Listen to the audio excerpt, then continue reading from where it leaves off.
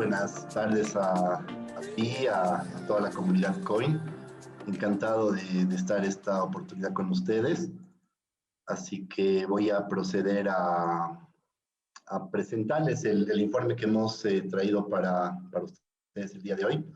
Es un resumen con toda la información que estamos sacando a partir de este trimestre, nuestras hipótesis, nuestras tendencias y los números los vamos a actualizar cada trimestre, así que invitamos a todos a que se unan a la comunidad y puedan tener este tipo de eventos donde podamos intercambiar criterios, profundizar tal vez en algunos temas con mayor profundidad. Así que, bueno, es un gusto nuevamente y entonces procedo.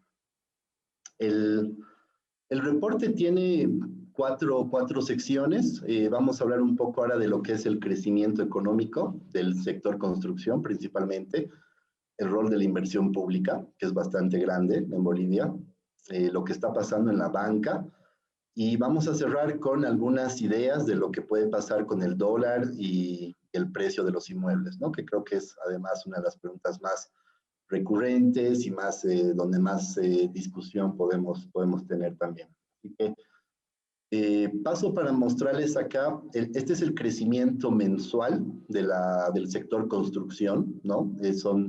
Acá se está incluyendo construcción tanto desde el sector público, el sector privado, prácticamente toda la actividad.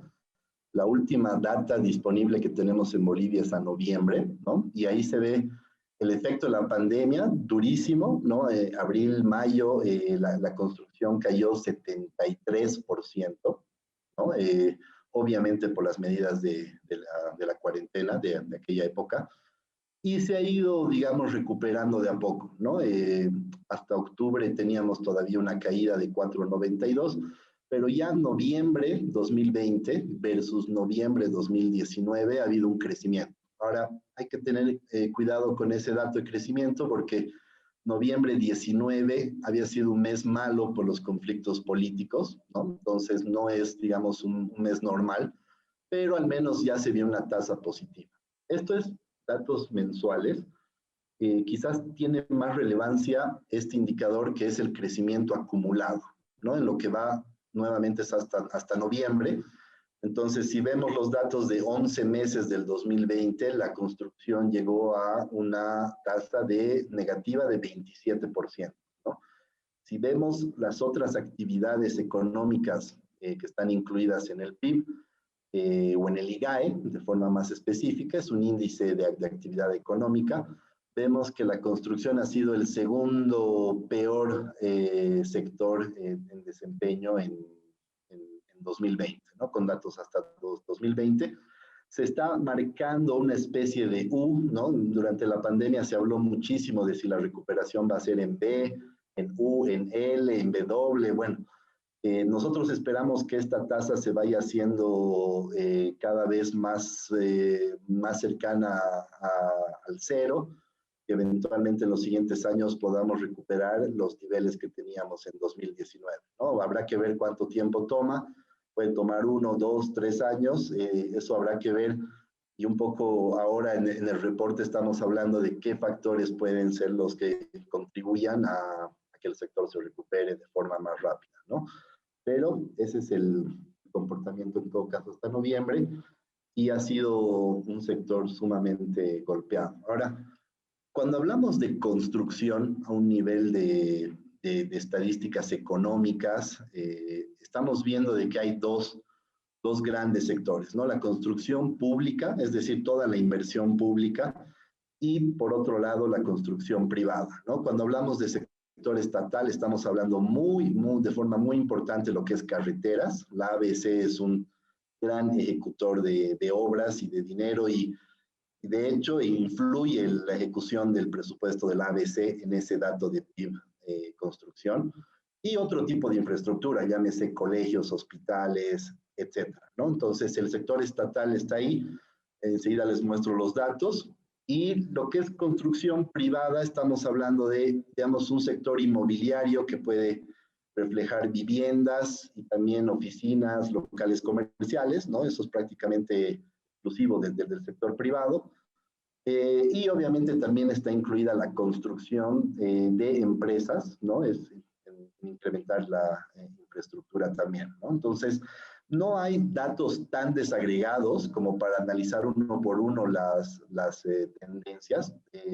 Digamos, la información está un poco más agregada, pero nos damos modos, digamos, para estudiar cada uno de estos sectores para ver algunos criterios. Entonces, quería empezar con el dato de la inversión pública. A ver, primero tenemos que tener en cuenta que cuando vemos el PIB construcción, el 77% es gasto estatal, ¿no? Entonces, esa caída de 50% acumulada, o que en abril versus abril veíamos 70% de caída, estamos viendo el efecto sector estatal principalmente, ¿no? Dado que es tan grande el aparato estatal, y sabiendo que hemos tenido este último año, además de pandemia, un año de transición política, no habían créditos, no había ejecución, lo que se buscó es bajar el déficit, porque el déficit es muy grande. Entonces, por eso el sector construcción fue tan golpeado, ¿no? Y a veces cuando vemos el dato muy frío, pensamos que estamos ya en una recesión terrible y demás. Creo que no, no es el caso. Este año, el gobierno, como lo muestra ahí para el 2021, la inversión pública va a volver a ser grande, cerca de 4.000 millones de dólares, donde la parte de infraestructura, que podríamos ahí encontrar el sector construcción, va a volver a generar un presupuesto de casi 1.500 millones de dólares, ¿no? Similar a lo que habíamos tenido en 2019, bueno, un poco más, similar a 2018 tal vez. Entonces el sector va a rebotar, ¿no? Esto es buena noticia para todo el ecosistema de empresas, de proveedores que trabajan con el Estado. Eventualmente, si el gobierno logra ejecutar, ¿no? Se debería tener un rebote importante. Habrá que ver la capacidad. Lamentablemente, este primer trimestre tenemos cambio de autoridades en prefecturas, en alcaldías, entonces hay una muy baja ejecución el primer trimestre. Seguramente el sector está también reprimido, pero soy más optimista hacia abril y desde abril hasta diciembre, ahora que se incorporen las nuevas autoridades, a que la inversión pública se pueda ejecutar, ¿no? Y aquí estamos hablando otra vez, no hay nada nuevo en la inversión en infraestructura. Estamos hablando de mucha carretera, hospitales, unidades educativas, puentes, etcétera, ¿no? Lo que ya estamos acostumbrados a ver en estos últimos 10 años. Así que somos un poco, digamos, optimistas de que el rebote este año va a ser importante, ¿no? Ahora, sin embargo, viendo un poquito más el big picture o entendiendo un poco a dónde vamos como país y qué podemos esperar, tenemos datos por ahora solamente a 2019 de la ejecución por tres tipos de entidades, ¿no? El GAT, como dice ahí la línea azul, son las prefecturas, son los gobiernos autónomos departamentales. Los GAM son las alcaldías, las 300 y más alcaldías del país, la línea verde, y la línea ploma son las empresas públicas. Principalmente hablamos de YPFB, ENDE, Comibol, ¿no? Como los grandes ejecutores de inversión pública. Entonces, ya lo que estábamos viendo de todas maneras, y esto aquí no está 2020, que es el año de pandemia, ya estábamos viendo una no sé si contracción, pero sí una desaceleración del gasto que veníamos acostumbrados, ¿no? Entre 2010 y 2014 ha sido años fantásticos, nos acompañó muy bien el gas, y ya una vez que se ajustan los ingresos del gas, el gobierno tiene problemas de déficit, entonces cada vez ha sido más difícil llegar a los niveles de ejecución que teníamos años antes. Entonces, si bien podemos rebotar este 2021 y buscar llegar a los niveles de ejecución de 2019, no deja de ser preocupante que la baja de ingresos por la venta de gas y un déficit cada vez más grande del Estado nos está marcando de que la economía se está enfriando un poco, ¿no? Esto no es una crisis para este año, para el siguiente. Eventualmente el gobierno va a tener que ajustar, me imagino en algún momento sus números, hacerse más pequeño. O quizás, si no es la intención del gobierno hacerse más chico, va a tener que buscar recursos locales, emitir dinero, y ahí se puede complicar un poco el tema de inflación y demás, ¿no? Sin embargo, quería mostrarles esto de que ya la tendencia era hacia una baja en la ejecución de la inversión pública del sector estatal. Ok, eso hablando un poco en lo que es Estado. Ahora, entrando un poco al sector privado, a lo que es la cartera de préstamos, dado que no tenemos estadísticas en Bolivia sobre ventas de inmuebles, precios y demás, no hemos desarrollado esa parte todavía en el país.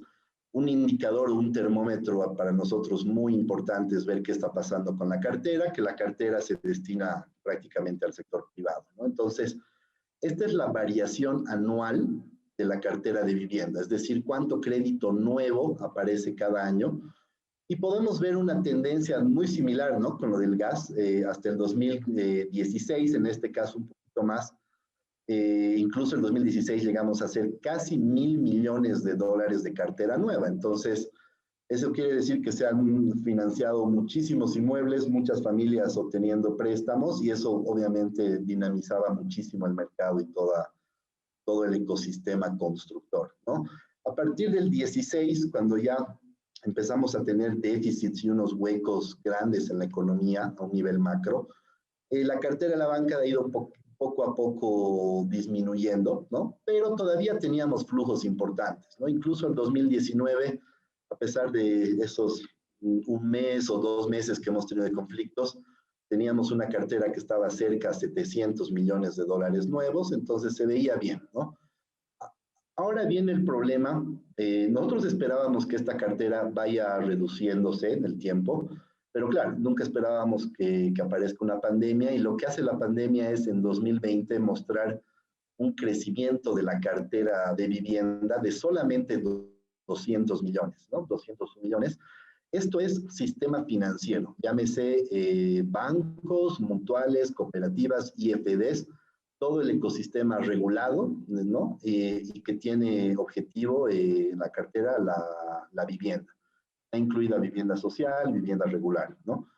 Y sin embargo, esos 200 millones son un poco mentirosos, porque una buena parte de esos 200 millones se dan durante el primer trimestre del 2020, ¿no? Es decir, veníamos con mucha gasolina de años anteriores, la banca seguía creciendo, pero cuando entramos en cuarentena la última semana de marzo y durante abril hasta septiembre la cartera estuvo parada, ¿no? Diferimientos automáticos, problemas de liquidez específicos que enfrenta hoy la banca.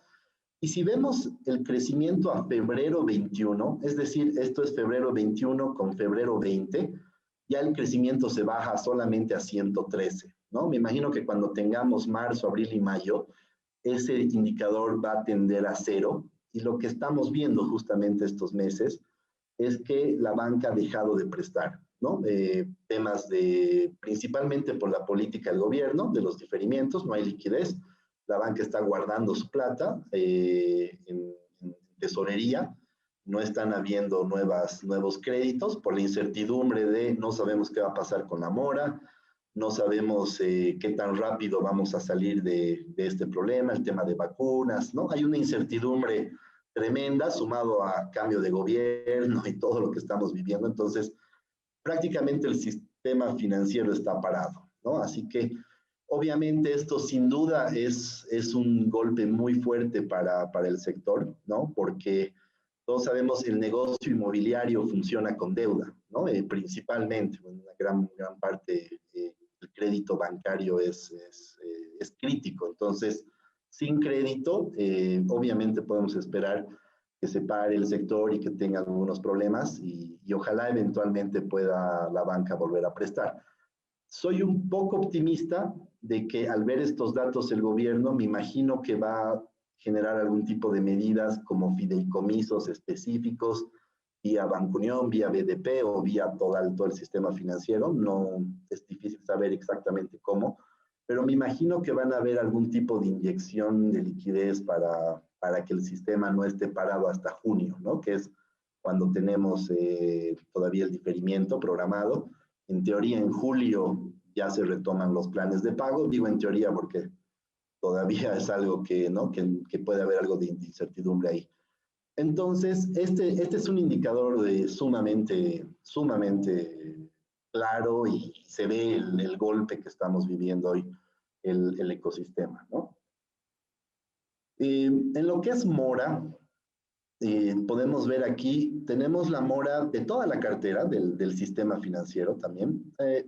A 2020, al corte de diciembre, hubo una caída, una reducción en casi todas las entidades, pero a febrero vuelve a saltar, ¿no? Estamos hablando de una mora de 2%, de todas maneras es una de las más bajas de Latinoamérica, pero esto está, digamos, no sé si maquillado, pero todavía no se ve el efecto de la pandemia porque los bancos han tenido que diferir créditos de forma obligada, ¿no? Entonces, ese incremento de mora, digamos, no es todavía significativo, pero sí me llama la atención el salto que tiene la mora en lo que son créditos de vivienda regular, vale decir todo lo que no es vivienda social, y que el indicador a febrero saltó a 2.50, ¿no?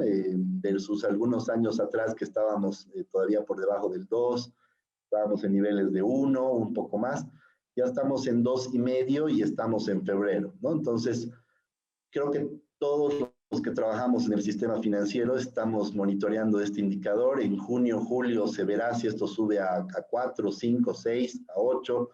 Es algo que hay que ver y que puede complicar más al sistema, ¿no? Si la mora realmente sube mucho, si la gente no puede realmente cubrir sus cuotas, entonces seguramente se van a tener que diferir nuevamente créditos, se tendrá que ver ahí el rol de ASFI, del Banco Central, y eso puede todavía alargar una posible recuperación de la cartera de la banca, ¿no? Entonces, por ahora es una incertidumbre, pero sí hay que mirar ese dato de febrero. Igual vivienda social ha subido el ratio a casi un nivel de 1,5, sigue siendo bajo, pero la tendencia está yendo, ¿no? Un poco hacia arriba, así que es también un indicador clave para analizarlo. Y ok, y entremos quizás a la parte, digamos, más crítica, es dólar, ¿no? Precios de inmuebles, ¿qué va a pasar si el dólar sube, se queda fijo? ¿Qué podemos hablar? Creo que esta es una de las especialidades que tenemos en Big Picture. Estamos desarrollando con mucha empresa, con mucha entidad, es monitorear la política cambiaria, ¿no? Todos sabemos este indicador, son las reservas, solamente son las reservas en divisas, no está incluida la porción de oro, que no deja de ser importante, son como 2.400 millones, ¿no? Pero esas reservas de oro deberían ser casi intocables. De hecho, para hacerlas líquidas, Banco Central tiene que pasar por asamblea. Es decir, puede ser un trigger, ¿no? Un gatillo a una especulación, a que algo anda mal. Me imagino que las reservas de oro no las van a tocar. Y eso nos deja como país con 1.980 millones de dólares de reservas en dinero. Eso es hasta el dato del 18 de marzo, el último que tenemos, y es un nivel sumamente bajo, ¿no? Si vemos versus lo que algún día tuvimos en divisas, estamos ahorita con el mismo nivel que teníamos en los años, principios de los años 2000, acabando los 90, ¿no? Pero con una economía que es 4 veces más grande. Entonces, este indicador es crítico, de ahí es que se está viendo dolarización en el sistema financiero, leve aún, pero no deja de crecer todos los meses los depósitos en dólares. Se está especulando si se va a devaluar o no, ¿no? Y es esta, digamos, la variable que en muchos casos se toma como un criterio para ver qué va a pasar. Lo que es importante para nosotros es, nosotros analizamos de que hemos llegado a un punto en reservas donde prácticamente no podemos darnos el lujo como país de seguir perdiendo reservas, porque hoy por hoy ese nivel te cubre 4 meses de importaciones, la regla es que debería cubrirte 3, así que ya hemos llegado a un parámetro muy crítico. Y entonces, ¿cuál es el camino? ¿No? El camino que nos queda como país es tomar mucha deuda externa, es decir, prestarnos dinero del exterior, prestarnos dólares, cuando se emitan los bonos, que está pensado que salga, que debería estar saliendo estos días, pero hay un poco de silencio, cuando se coloquen esos 3.000 millones de dólares en bonos, estas reservas van a saltar 3.000 millones, ¿no? Entonces nos va a dar un alivio a todos, quizás la discusión del dólar se la archive unos meses. En nuestros cálculos, esa emisión de bonos va a durar hasta diciembre, vale decir, va a subir y en diciembre vamos a volver al mismo nivel que estamos ahora y vamos a tener que buscar otra vez montos así de grandes, 3.000 millones, ¿no? Entonces, la pregunta es ¿hasta cuándo? ¿No? ¿Cuánto tiempo el gobierno puede tomar más y más deuda externa? La calificación de riesgo está bajando del país, justamente porque tenemos más deuda y menos reservas, y entonces parece que no hay un horizonte muy claro y no sabemos qué va a pasar. Es probable que el gobierno siga buscando dólares del sector privado, lo ha estado haciendo, ¿no? Le ha estado pidiendo a la banca que traiga sus recursos. Todavía no ha tocado a AFPs, pero AFPs tienen cerca de 800 millones de dólares en inversiones, entonces ahí hay algo de dólar que el gobierno puede utilizar. Y obviamente los depósitos que están en el sistema financiero, ¿no? Entonces, aquí la lección y un poco lo que queremos mostrar es que estamos en un punto crítico donde hay que mirar este indicador prácticamente cada semana, ¿no? Así que parte de nuestro trabajo va a ser siempre estar monitoreando, actualizando y viendo qué hace el gobierno para evitar que estas reservas sigan cayendo. Ahora, y esto es lo que está pasando, ¿no? En el sistema financiero la gente se está dolarizando, el Banco Central está pidiendo a los bancos que traigan los dólares y los bancos están guardando su dinero en el Banco Central, ¿no? Este indicador nos muestra las reservas bancarias de todo el sistema financiero, la banca debe ser el 95%, y en moneda local estamos hablando de 20.000 millones de bolivianos. Cambiándolo muy rápido, estamos hablando de 3.000 millones de dólares que los bancos están guardando en el Banco Central, pero el Banco Central tiene 1.900 millones de dólares. Entonces, ya este es un indicador de que el Banco Central se está gastando los dólares de la banca y por ende de los depositantes. Entonces, en algún momento, como pasó en Venezuela, en Argentina en su momento, la gente puede darse cuenta de esto, puede haber algo de pánico y correr al banco y decir mis dólares ya no están seguros ahí y los saco, ¿no? Entonces, hay un riesgo además de liquidez ahí en el sistema financiero, al menos las entidades que captan dólares, en teoría están más expuestas, ¿no? Entonces, hay que monitorear también esta variable, si sigue creciendo, seguramente con el dinero que están trayendo los bancos estos días, estas semanas, estas reservas se van a ir incrementando, pero el Banco Central se las gasta, ¿no? En el día a día, ¿no? Perdemos reservas cada día, cada mes aproximadamente 200 millones de dólares, entonces es inevitable por ahora que estos indicadores se sigan deteriorando, ¿no? Y quizás la discusión de tipo de cambio que tenemos siempre es ver este indicador. Se utiliza mucho en otros países donde el tipo de cambio es administrado por el gobierno, vale decir en Argentina, en Venezuela.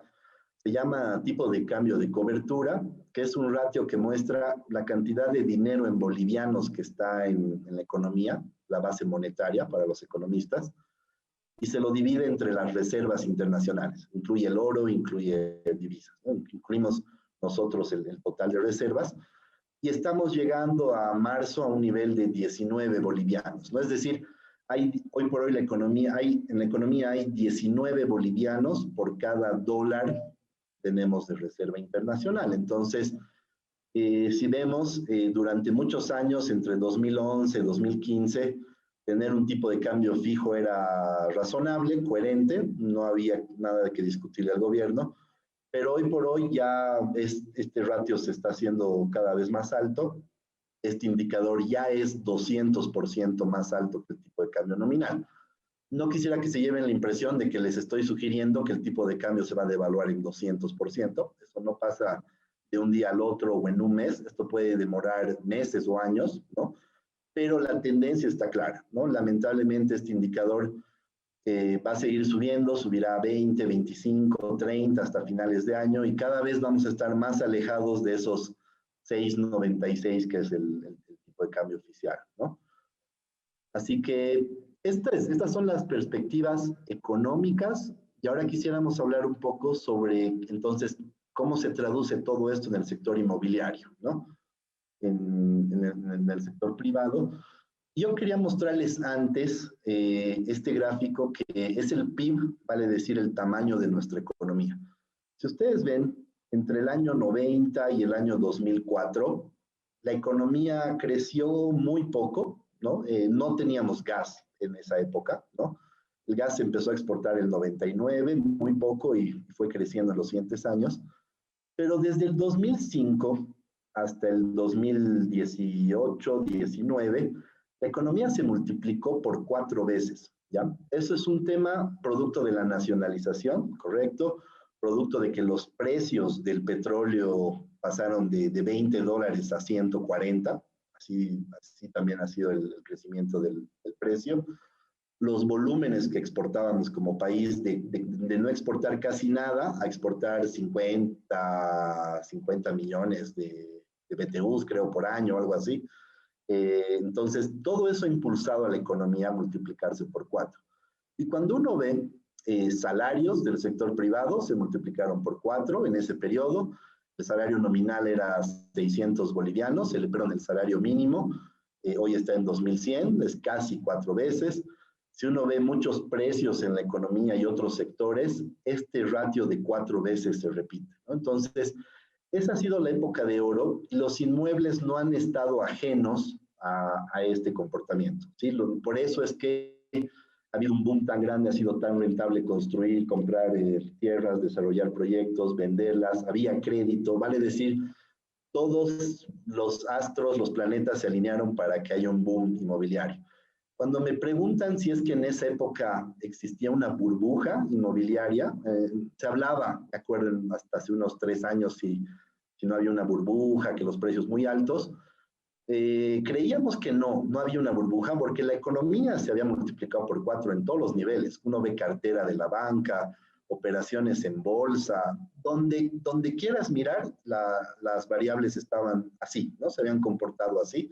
Y por ende el precio de los inmuebles también tuvo unos 10 años gloriosos, digamos, ¿no? Ya lo que pasa, y entonces, ¿qué pasa? Viene el 2020, la economía en teoría se ha contraído un 8%, los datos todavía no están listos, hay mucha demora, pero si se hubiese contraído 8%, ese debería ser el PIB del 2020. El 2021 se espera que crezca un 4.4, eso viene del presupuesto del Estado, entonces, ok, se va a recuperar un poco, pero como pueden ver, no vamos a estar este año cerca todavía del 2019. Si el 2022 llegáramos a crecer otro 4%, ya estaríamos muy cerca del 2019. Y nuestra perspectiva es que, ok, ¿no? El 2023 vamos a estar llegando al 2019.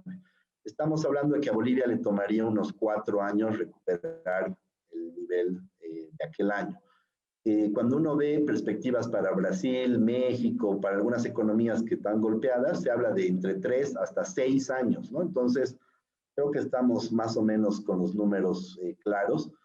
Y entonces, lo que les quiero decir es que los siguientes 2, 3, hasta 4 años vamos a tener una economía que va a intentar recuperarse y va a intentar llegar a lo que era antes.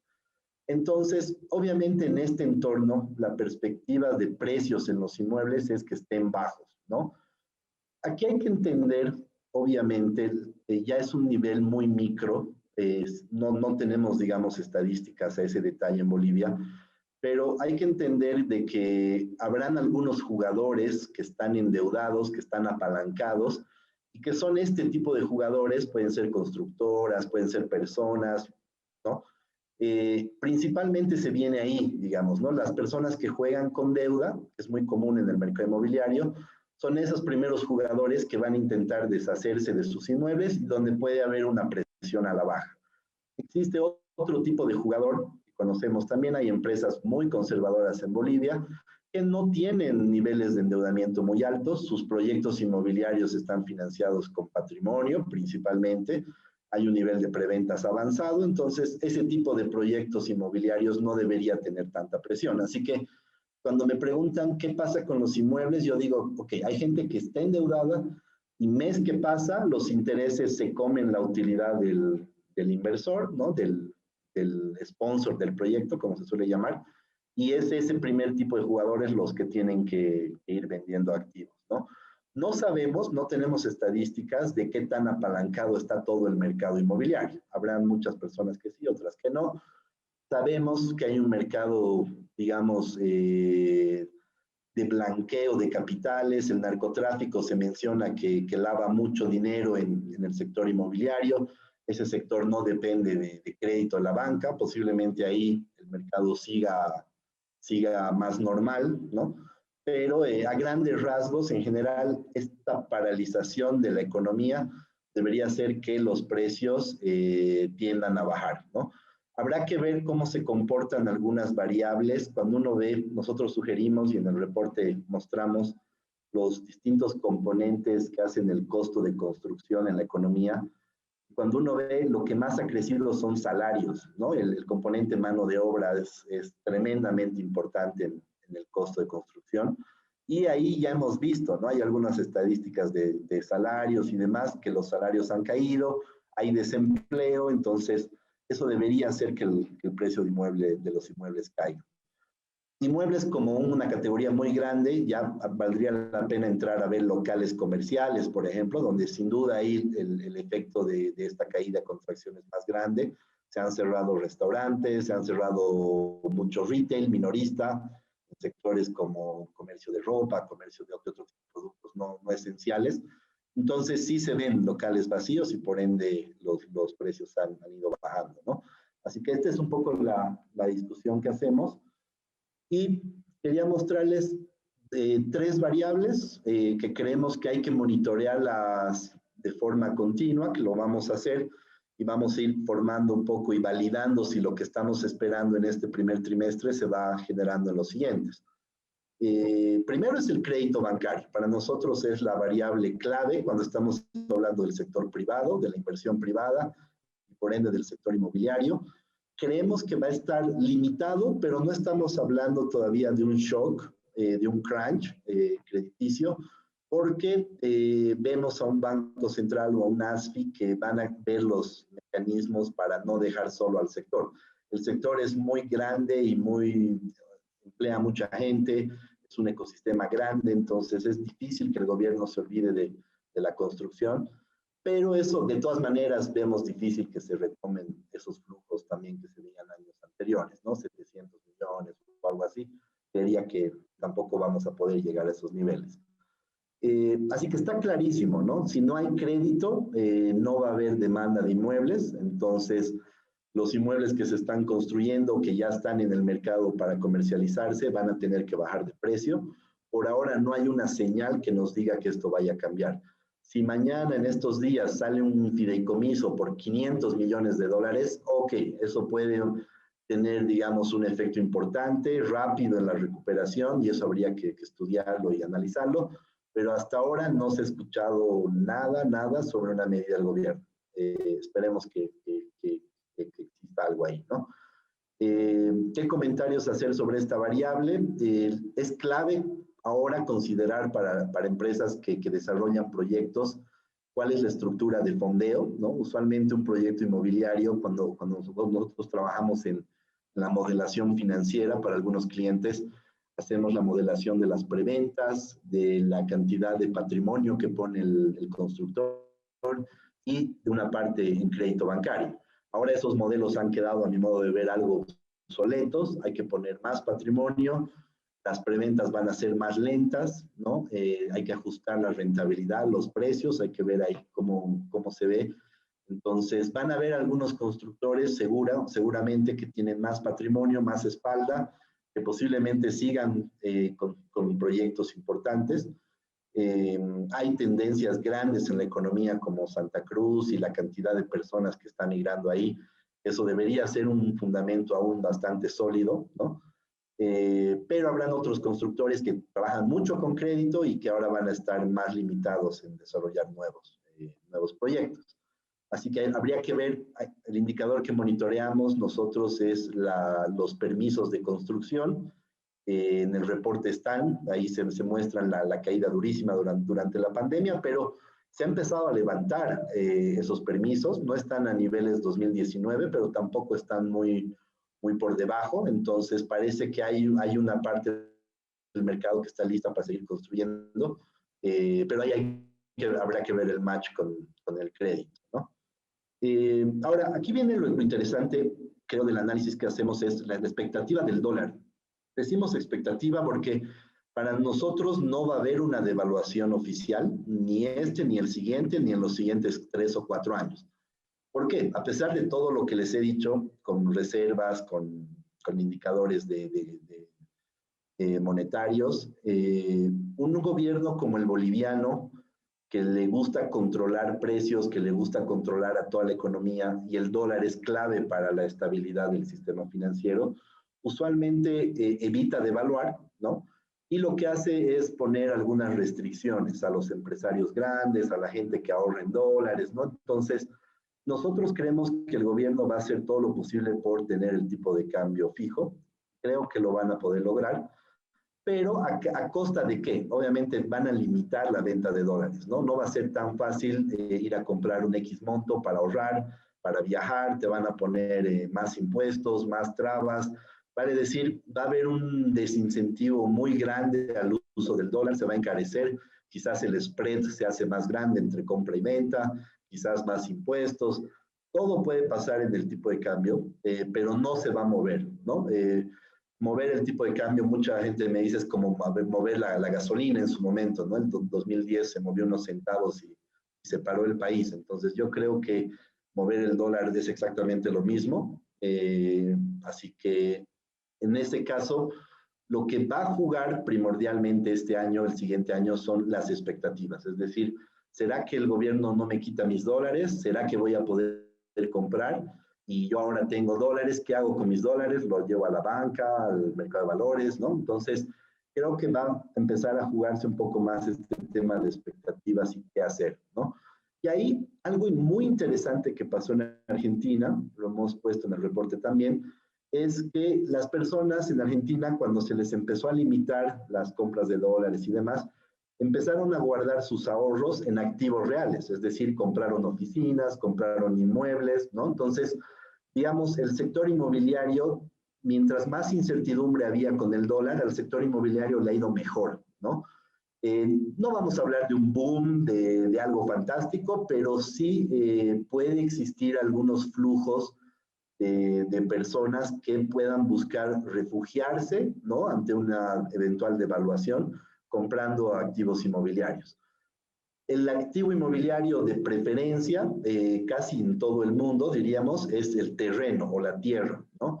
En teoría la tierra no pierde nunca valor, su precio, su costo se puede ajustar a la inflación, a la devaluación, entonces podríamos ver ahí oportunidades de proyectos que consistan en urbanizar, en tener tierras, ¿no? Esto ha pasado mucho en Argentina, en Venezuela también, el mercado inmobiliario no se ha enfriado del todo, siempre se han generado oportunidades, así que creería que en Bolivia tenemos que empezar a ver esto, de las empresas o personas que se dedican al sector inmobiliario, me parece que van a tener que tener muy buena información del dólar y de algunos controles, digamos, estatales, para, ¿no?, que las personas dirijan sus ahorros al sector real, ¿no? Esa es una hipótesis que tenemos, puede o no darse, habrá que ver cómo se mueven estos permisos para construcción. Hay algunos indicadores en el reporte extenso que tenemos que se pueden evaluar mejor, pero como una gran hipótesis creeríamos que hay una oportunidad ahí, ¿no? Y la tercera variable que consideramos también va a ser muy importante es la mora y la reprogramación, ¿no? En el reporte nosotros estudiamos lo que pasó en los años 90. ¿Qué pasó en los 90? Hubo una crisis tremenda y la economía estaba dolarizada, así que el gobierno no podía hacer mucho. Y lo que pasó fue que la banca empezó a ver la mora subir de niveles de 5%, llegó a niveles de 20, 30, 40% de mora, ¿no? Entonces, en ese periodo, lo que se vio es fuertes liquidaciones, ¿no? O sea, los bancos tuvieron que liquidar los créditos, es decir, ejecutar a sus clientes, y hubo una sobreoferta de inmuebles, ¿no? Porque se estaba buscando recuperar esos activos que estaban en garantía, y eso aceleró una crisis inmobiliaria, ¿no? Ahora, nuestra expectativa en este caso es algo totalmente diferente.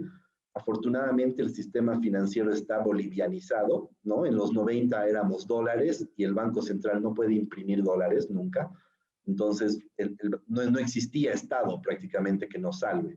En esta oportunidad hay un Estado grande, hay un Banco Central que me imagino que en caso de que la mora y la reprogramación deba ser muy alta, me imagino que el gobierno va a proteger más que al banco, que sería algo ideal tal vez, porque es más importante preservar la estabilidad financiera, pero me imagino que van a proteger mucho a la persona que ha perdido su empleo, a la persona que tiene menos ingresos, a quienes no pueden pagar.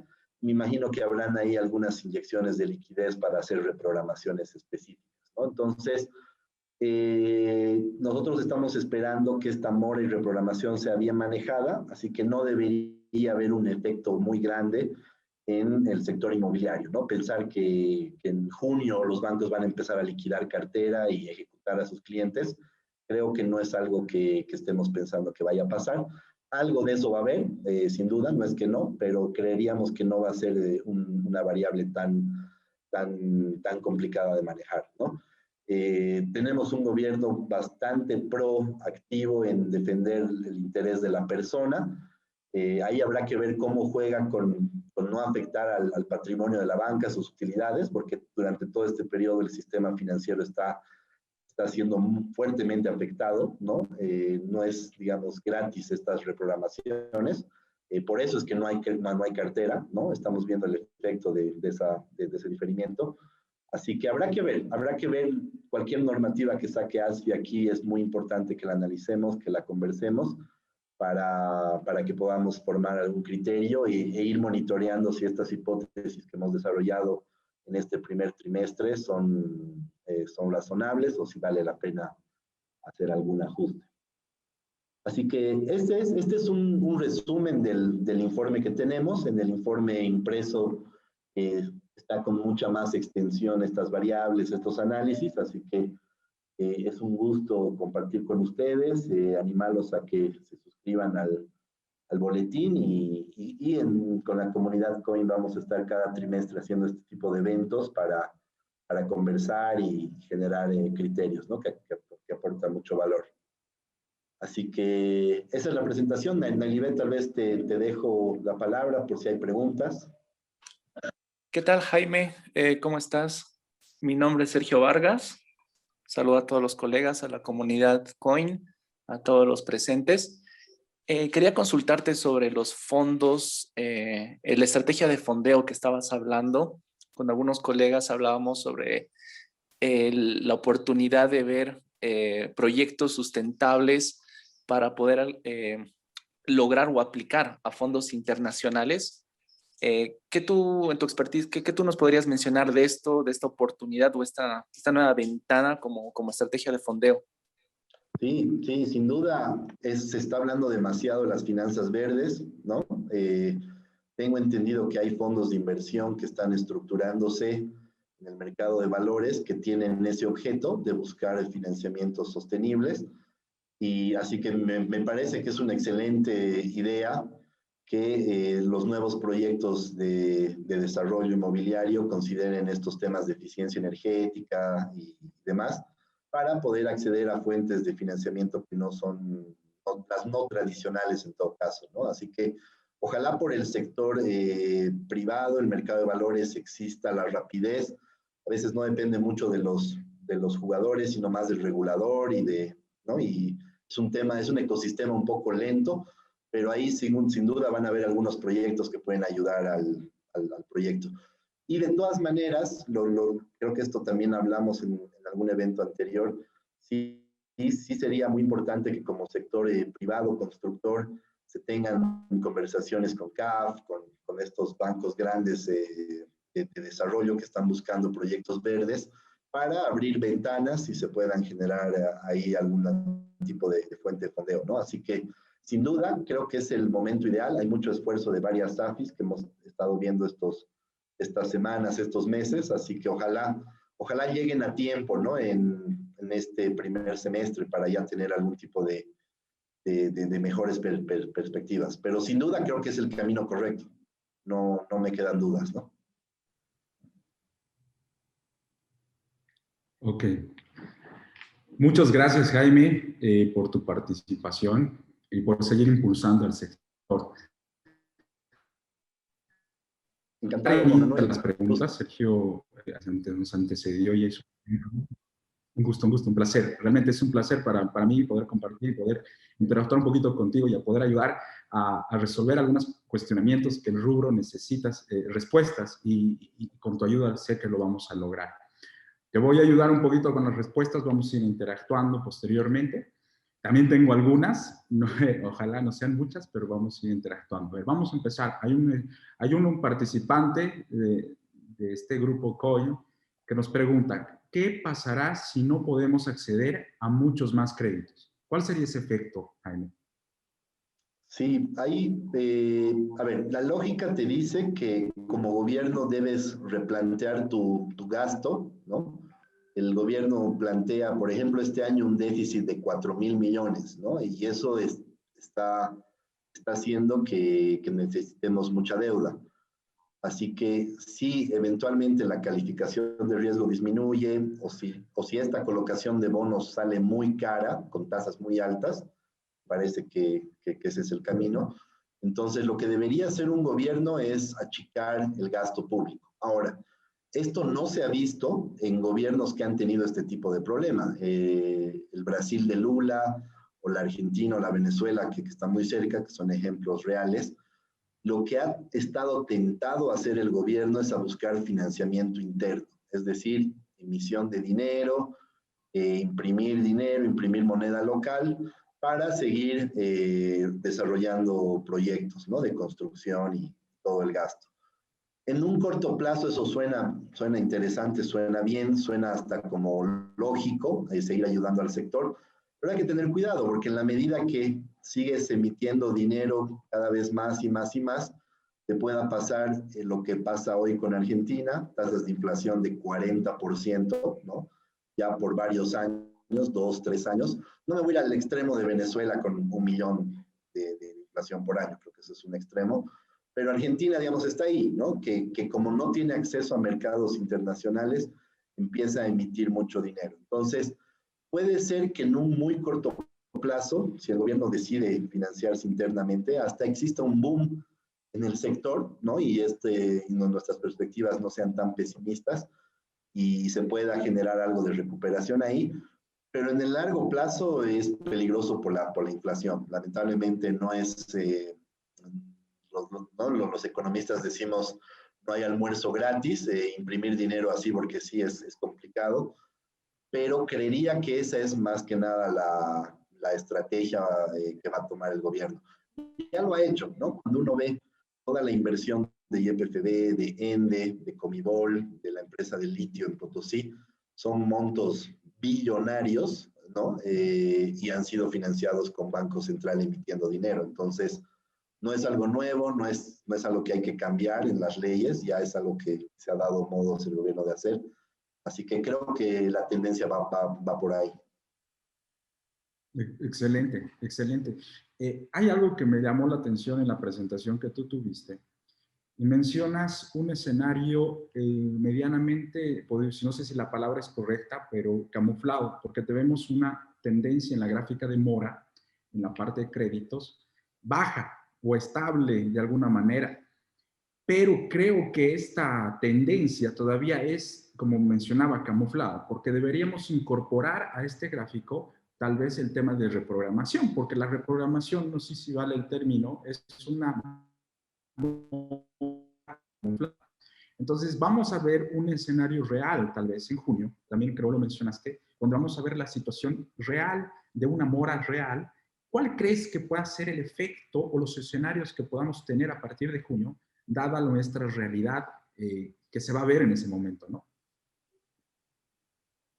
Sí, sí, es un excelente comentario. Cuando uno incluye la cartera reprogramada, está más o menos en un promedio de 3 a 4%, ¿no? Y si hablamos de sector construcción, el 2019 ya hubo un primer shock de reprogramaciones, ¿no? Entonces ahí estábamos hablando de una reprogramación del 5%. Si a eso le sumamos una mora de 2, entonces ya estamos con un portafolio en riesgo, como se suele llamar, es la mora más la reprogramación, de cerca a un 7 a un 8%. Esto está, obviamente, los bancos no pueden ejecutar créditos hoy por hoy, así que la mora, o sea, no hay mora, no hay que mostrar. Y en junio me imagino que por lo menos la mora debería duplicarse, ¿no? Si estamos hablando de un 2%, me imagino que fácilmente, por el fuerte impacto que hubo en la pandemia, me imagino que la mora debería subirse a un 4%. Si a eso le sumas una reprogramación de un 5 o 6%, podría estar hablando de un 10, 12% mínimamente. Pero realmente nadie creo que tiene ahora una respuesta muy sencilla.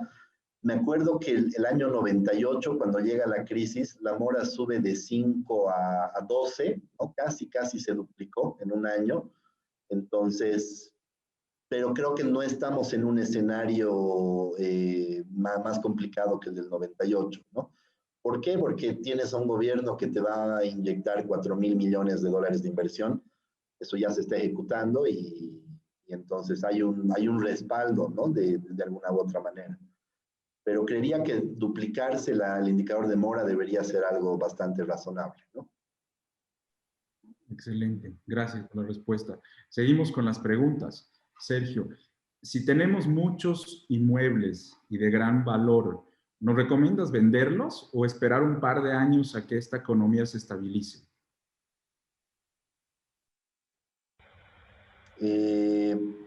Bueno, ahí hay que ver cuál es el costo de oportunidad.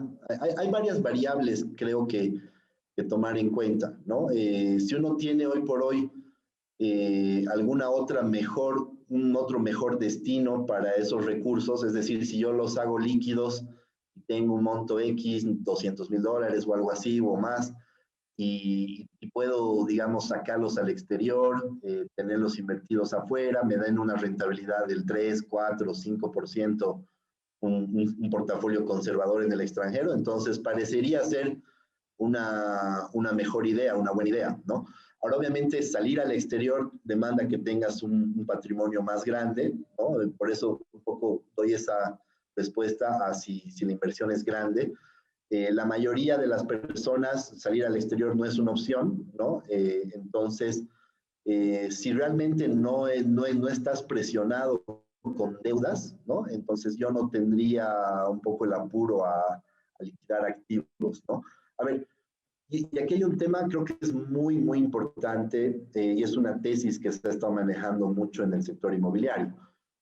Han existido muchos créditos en la banca que son créditos de tasa fija, los de vivienda social y también la vivienda regular, que están con tasas muy bajas, ¿no? De niveles de 5, 6, 7%, y que si mañana la inflación sube y las tasas el gobierno las regula y evita que se ajusten, que puede ser, entonces realmente te va a ser mucho más fácil pagar estos créditos, ¿no? Si mañana, si la inflación subiese en 2, en 3 años, en un 20, en un 30%, y la cuota de tu crédito no se ajusta, que en muchos casos puede ser ese el caso, entonces realmente vas a hacer un gran negocio, ¿no? Ahí yo creo que se conoce, es algo muy común, hay mucha persona en ese terreno especulando a que la inflación mañana suba, haya problemas con el dólar y van a poder pagar rápidamente sus inmuebles. Así que, pero creo que una respuesta, la más correcta sería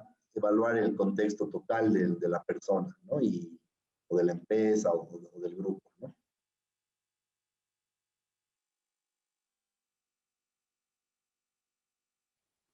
Pregunta, me gustaría que la haga. Por favor, ingeniero, tiene la palabra para hacer la pregunta. Muy buenas noches, gracias Jaime por tan linda presentación, bastante clara. Me parecen datos muy interesantes y como que nos permiten también hacer una proyección de lo que puede ir sucediendo, especialmente en esta gestión. Tengo dos preguntas que son para mí muy importantes, ¿no? El primero va relacionado con la tasa de crecimiento. Sabemos de que esa tasa todavía es muy fácil de manipular, ¿no? Y tenemos una ley prácticamente que nos exige el pago del segundo aguinaldo si esta tasa llega al 4.5 o más. Ahora, sabemos que la situación es muy precaria en toda la economía, pero yo tengo el temor de que efectivamente para darle algún tipo de liquidez a la economía, el gobierno pues impulse que ese crecimiento vaya por ese número. Entonces, ¿qué posibilidades tendríamos nosotros de ver, digamos, de que este segundo aguinaldo se pueda ejecutar, ¿no? Como te digo, somos muy pocos los empresarios privados en general que con relación al montón de gente que va a exigir el pago del segundo aguinaldo. Entonces, por ahí me gustaría ver qué posibilidades tenemos, ¿no? De que eso sí ocurra en esta gestión para que nos vayamos preparando. La primera, ¿no? Y la segunda pregunta que tengo tiene que ver con el tipo de cambio, ¿no? Como comentabas, es bien difícil que el gobierno pueda cambiar o que pueda poner un tipo de cambio fluctuante. Eso no va a ocurrir en los próximos 3 años, yo también considero lo mismo. Pero dado que hay una incertidumbre en la población respecto a este tema, estoy seguro de que va a haber una sobre demanda de dólares porque van a querer refugiarse, pese a que tal vez no haya el peligro, digamos, de una devaluación, pero sí se va a dar, ¿no? Como decías, en algún momento le van a poner hasta algunas, tal vez, tasas de impuestos a las personas que quieran viajar al exterior y necesiten dólares. En este caso, ¿consideras que se podría dar la posibilidad de que exista un tipo de cambio ya paralelo o un mercado negro aparezca de dólares como ocurre en otros países? Nada más. Sí, sí, excelente. Gracias, David. Un gusto saludarte y gracias por las preguntas. Empezando con el segundo aguinaldo, de hecho, ayer sacó el FMI sus proyecciones para todo el mundo y a Bolivia le han puesto una tasa mayor al 5% incluso, ¿no? 5.1 creo, lo que activaría un segundo aguinaldo, ¿no? Entonces, eh, no me cabe en la cabeza que pueda ser ese el escenario, considerando todo el efecto de la pandemia. Me parecería que es algo casi imposible que se dé. Eh, Justamente yo creo que el gobierno, conociendo estos temas, se ha puesto la meta de 4.4 para estar 0,10 puntos por debajo de ese trigger, ¿no? De ese gatillo del segundo aguinaldo. Así que creería que no va a ser el objeto del gobierno llegar a ese indicador para dar liquidez o algo, porque además que el más perjudicado es el mismo gobierno, ¿no? Una planilla más de aguinaldos para el gobierno es un suicidio para ellos, ¿no? Entonces, eh, mi percepción es que le doy una muy baja probabilidad a un segundo aguinaldo y van a hacer que como tú decías, ¿no? Se puede, ese dato del PIB lo mueven, digamos, tardan tanto en sacarlo que parece que hasta se puede mover a gusto, ¿no? Entonces yo creo que van a intentar llegar al 4.40, 4.45 y con eso suficiente, ¿no? Entonces no veo el aguinaldo. Y en cuanto al dólar, hay muchas medidas que se están haciendo, que se están pensando hacer, que es lo que se hizo en Argentina. Afortunadamente tenemos una historia muy reciente en Argentina. A ver, para este año acaba de subir el impuesto al viajero para salir al exterior. Ok, no es un monto relevante, pero ahí está. Me imagino que las compras que hagas con tu tarjeta de crédito en el exterior en dólares, vamos a tener ahí ese tipo de limitaciones, impuestos a las compras a servicios. Entonces se va a empezar a castigar el uso del dólar, ¿no? Con tasas, en Argentina se paga 30, 40%. Si tú tienes un servicio como Netflix, ok, tu tarifa es 10 y al Estado le pagas 4, ¿no? O 5. Entonces son montos, digamos, grandes que se suelen aplicar. A la banca se le pone también restricciones para que no incentiven el ahorro en dólares, ¿no? Así que yo creo que ese tipo de medidas las vamos a empezar a ver todo este año. Ya existen, de hecho, ¿no? Hace un mes debe ser, el Banco Central o CONASFI han pedido a la banca que traigan dólares, ¿no? Les han bajado el límite para invertir en el extranjero. Eso está complicando a muchos bancos porque les están bajando el límite a niveles muy bajos y esos dólares están entrando al país y el Banco Central los va a utilizar, ¿no? Entonces, ese tipo de medidas, mañana yo creo los dólares de las AFPs, hay dólares de las AFIs, entonces hay donde, digamos, el Banco Central vaya tomando estos dólares y este tipo de medidas son las que van a generar, a mi modo de ver, especulación y la gente se puede asustar y pueden generar lo que tú bien mencionas, una corrida al dólar. Ya hemos tenido 2 corridas al dólar, de hecho, en los últimos 18 meses, por temas políticos, ¿no? Cuando hubo las elecciones del 2019, han sido $1.000 millones, ¿no? Que ha sido el efecto de esos conflictos. La gente ha sacado ahorros y los ha cambiado al dólar, ¿no? Y el año pasado, después del resultado de las elecciones, tal vez inesperado, también ha habido una demanda gigante de dólares, ¿no? Entonces, ya están habiendo corridas, no las vemos tanto en prensa, no hay mucho más análisis, pero sí están habiendo corridas al dólar. Cada mes los depósitos en dólares suben, no de forma importante, la verdad es que se ha parado estos 2, 3 meses, pero son 4, 5, 10 millones de dólares que se van cambiando, ¿no? Constantemente.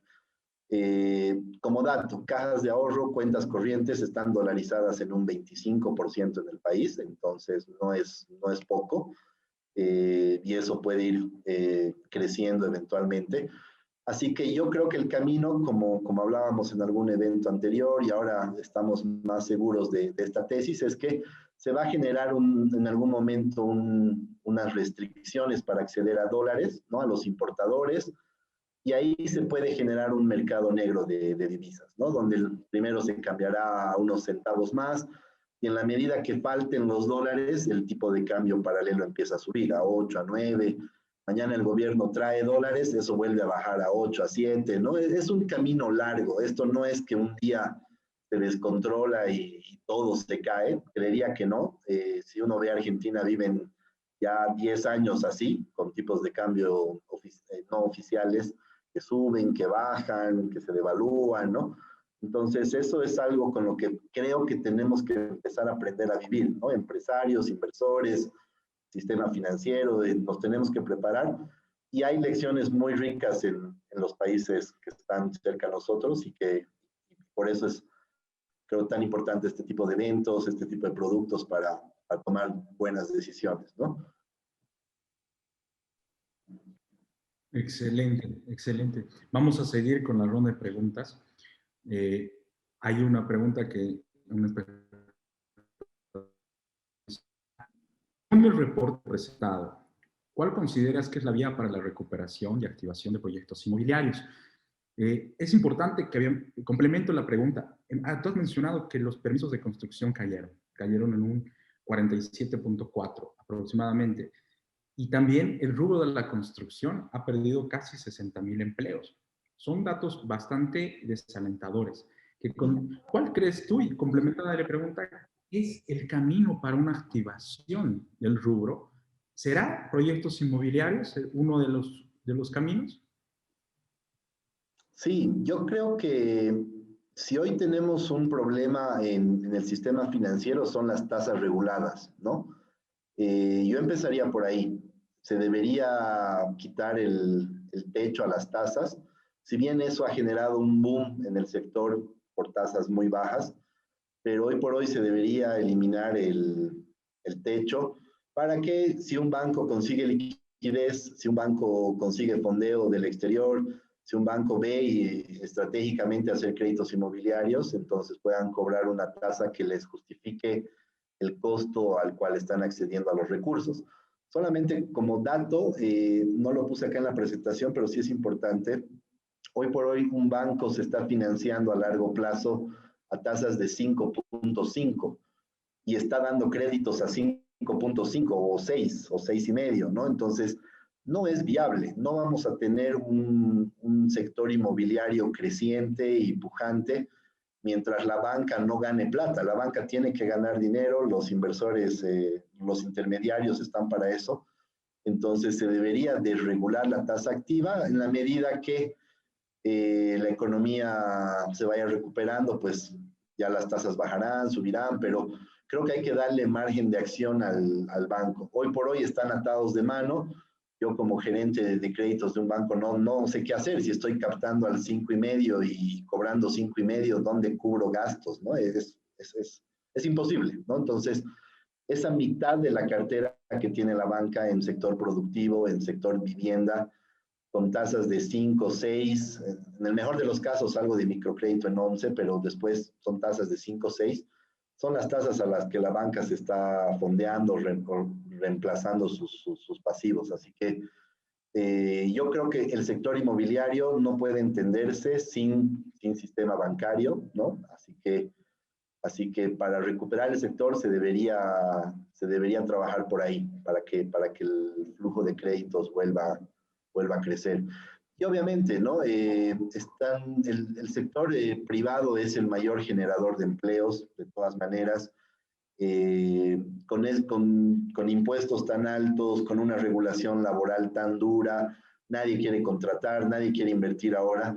Entonces, los ingresos no van a subir, ¿no? Entonces, los fundamentos, digamos, del sector inmobiliario es que haya más empleo y los salarios vayan creciendo en el tiempo. Entonces, se debe nuevamente trabajar en que el sector privado retome el protagonismo que en algún momento tuvo. Hoy por hoy, prácticamente todo en lo que es inversión es estatal, pero el Estado no invierte en el sector inmobiliario, así que por eso ahí hay un vacío, digamos, ¿no? En el fondeo actualmente. Así que creo que iría por ahí, ¿no? Con temas bastante estructurales que han dañado al sistema estos años, que han dado un boom y resultados buenos en el corto plazo, pero ya estamos en ese largo plazo que se advertía siempre, ¿no? De que en el largo plazo no iba a dar. Creo que la pandemia nos ha acelerado ese entorno, ¿no?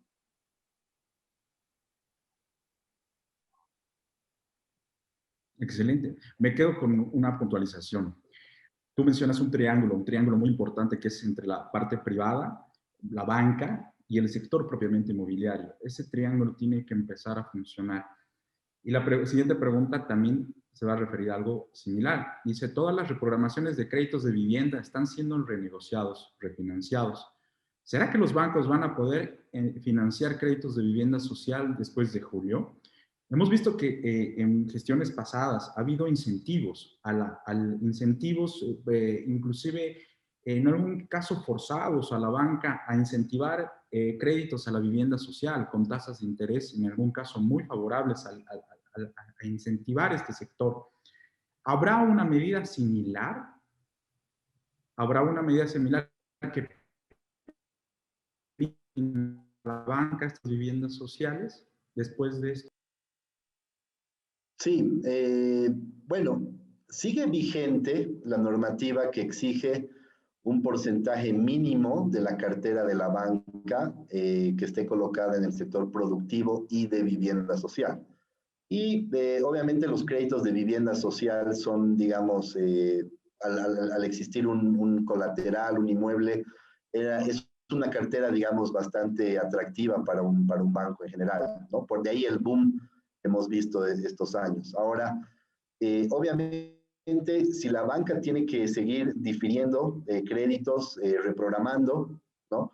Entonces va a ser bastante complicado que exista liquidez para que puedan darse nuevos créditos de forma importante. Así que ahí yo creo que la pelota está en cancha de Banco Central. Yo estoy convencido por el dato que nos mencionabas, ¿no? Si se han perdido 60,000 empleos en el sector, si está teniendo un efecto tan negativo, Entonces, yo me imagino que el sector inmobiliario y construcción es parte clave de la recuperación que pueda tener el gobierno. Y yo creo que van a haber fideicomisos en ese sentido, ¿no? Fideicomisos, a ver, ¿qué hemos visto hasta ahora, ¿no? Quizás sea bueno comentarles eso. Banco Central hoy por hoy ha habilitado algunas líneas de crédito para que los bancos traigan sus dólares del exterior y a cambio les presta moneda local, bolivianos, a tasa cero, ¿no? Entonces, ok, al banco no tiene ningún costo y está haciendo cartera productiva. Me imagino que algún mecanismo de ese tipo va a sacar el gobierno, 100, 200, 300, 500 millones, ahí habría que ver, para que la banca continúe haciendo créditos de vivienda social. Así que yo creo que es primordial para esta crisis que en la que estamos, que el gobierno tenga algún tipo de inyección de liquidez, porque si no, vamos a estar parados hasta junio, julio, y ya va a ser otros 6 meses más de crisis, de cartera estancada, así que eso sin dudar afecta muchísimo a todo el ecosistema, ¿no? Sí, es verdad. Hay otro punto que va relacionado a eso, ¿no? El rubro, creo que mencionaste también que tenemos que estar muy atentos a la migración que pueda haber por el factor económico, por el factor de crecimiento de una u otra región. Van a surgir migraciones y eso también económicamente puede incentivar a que una u otra región tenga mayor oportunidad de crecimiento a través del rubro de la construcción. Hay que estar muy atentos también en el tema de los nichos de mercado que van en de la coyuntura actual en la que tenemos, ¿no? Por ejemplo, en el sector Santa Cruz está teniendo un boom el tema de oferta inmobiliaria, de nichos de un producto inmobiliario que es de bajo costo y de metros cuadrados utilizados pequeños, ¿no? Los famosos monoestudios. Son un producto que está teniendo mucho auge y genera mucho interés a diferentes personas. Estas personas, y por experiencia propia te lo digo, están tratando de llevar capital de ahorro a inversión de este tipo de activos, ¿no? Y eso también nos va a permitir de alguna manera poder estar atentos en qué tipo de nichos de mercado se debe invertir. Ahí va la siguiente pregunta que más o menos tiene ese foco, ¿no? Dice, indicabas un refugio natural de los ahorros en inmuebles, terrenos. ¿Crees que sería muy buena oportunidad para la construcción? ¿Se pueda generar ventas inmobiliarias a mediano?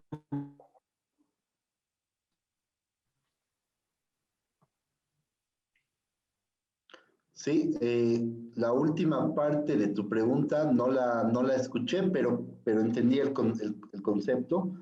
Hay tendencias claras, ¿no? De Santa Cruz y lo que se ha estado viendo estos últimos meses de pandemia, la migración ha aumentado, ¿no? La gente se ha quedado sin empleo posiblemente en otros departamentos y donde va a haber oportunidades es Santa Cruz, ¿no? La SOI está alta, es decir, hay fundamentos ahí atractivos.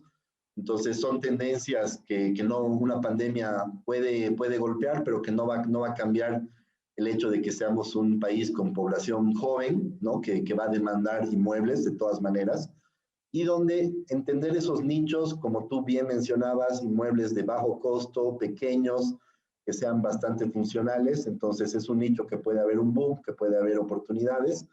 Y yo creo que, lo que nos está trayendo la pandemia es una nueva forma de buscar financiamiento, ¿no? Hasta ahora ha sido muy fácil ir al banco, tomar fondeo, tasa, todo.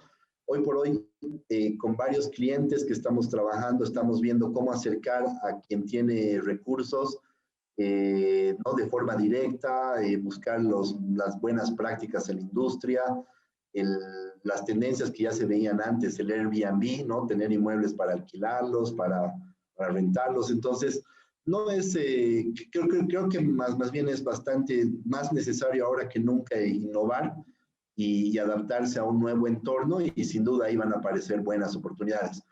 He estado participando en alguna reunión donde se está viendo el crowdfunding para el sector inmobiliario, gente que no puede acceder a un inmueble totalmente, pero sí a un pedazo, a una parte, entre varias personas crear grupos de inversión. Entonces, y con la ayuda de la tecnología, ¿no? Estamos viendo el impacto que tuvo la tecnología en toda la economía.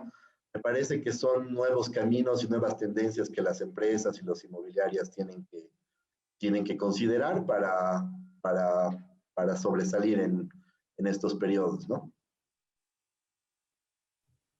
Excelente. Me quedo con, creo, un incentivo. Creo que cualquier crisis siempre nos va a dar una oportunidad y creo que el rubro inmobiliario tiene muchas oportunidades. El hecho está en aprovecharlas y en buscar la forma de capitalizar cada una de estas. Quiero agradecer. Ha sido un tiempo muy, muy beneficioso, creo, para el rubro y principalmente para todos los miembros COIN. Creo que agradecerte a ti, Jaime, creo que cada uno y la respuesta a cada una de las preguntas que has dado ha enriquecido mucho, ha dado muchas luces para poder seguir trabajando en nuestro rubro.